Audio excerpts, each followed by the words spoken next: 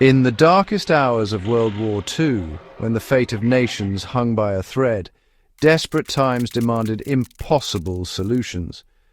Across the North Atlantic, German U-boats prowled beneath the waves like silent predators, tearing apart Allied convoys with ruthless efficiency. Ships carrying vital supplies, weapons and fuel to Britain were disappearing into the icy depths at an alarming rate. The Allies were losing the Battle of the Atlantic, and with it, perhaps the war itself. But what if there was a way to build an aircraft carrier that couldn't be sunk? What if you could create a fortress so massive, so resilient that torpedoes would bounce off its hull and bombs would barely leave a scratch? And what if this seemingly indestructible vessel could be constructed not from precious steel, desperately needed elsewhere, but from something abundant, cheap, and literally floating all around them?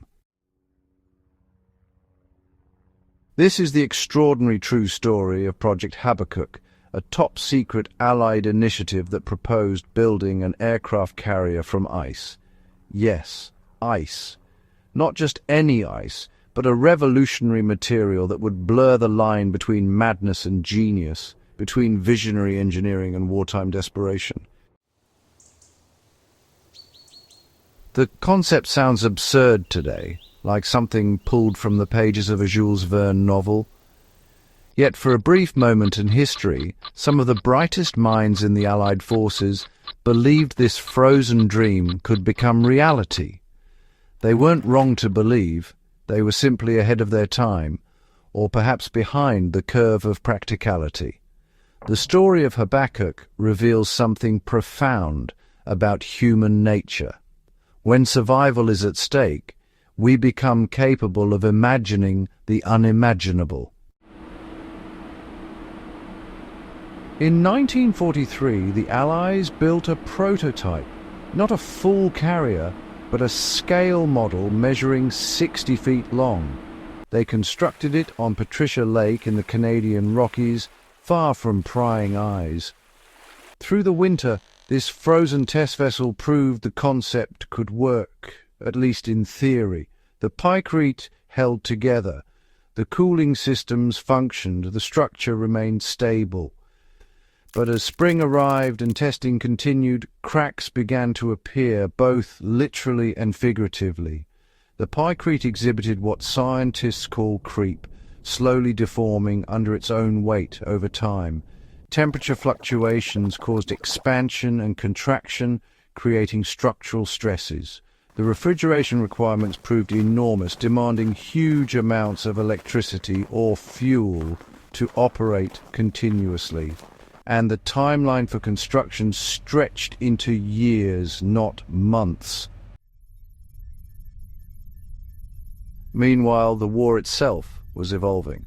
By late 1943, the tide had turned in the Battle of the Atlantic. Improved sonar, more escort ships, and crucially, long-range aircraft like the B-24 Liberator were closing the mid-Atlantic gap without needing floating ice fortresses. The massive cost of Project Habakkuk, both in resources and time, began to look like a poor investment compared to simpler solutions that were already working. In December 1943, the project was quietly shelved. The prototype on Patricia Lake was left to melt, slowly returning to water over the following summers. By the war's end, Habakkuk was nearly forgotten, a classified footnote to history. Yet the legacy of this frozen dream endures. Project Habakkuk represents something essential about human innovation under pressure, our willingness to question every assumption, to combine disparate ideas in novel ways, to pursue solutions that seem impossible until suddenly they're merely impractical. Pyke and his colleagues weren't fools. They were engineers and scientists trying to save lives with the materials and knowledge available to them. The project pushed boundaries in materials science, thermal engineering, and large-scale construction, Some of the lessons learned influenced post-war engineering projects. More importantly, Habakkuk reminds us that the line between genius and folly is often drawn only in hindsight, measured by circumstances and timing as much as by the intrinsic merit of an idea.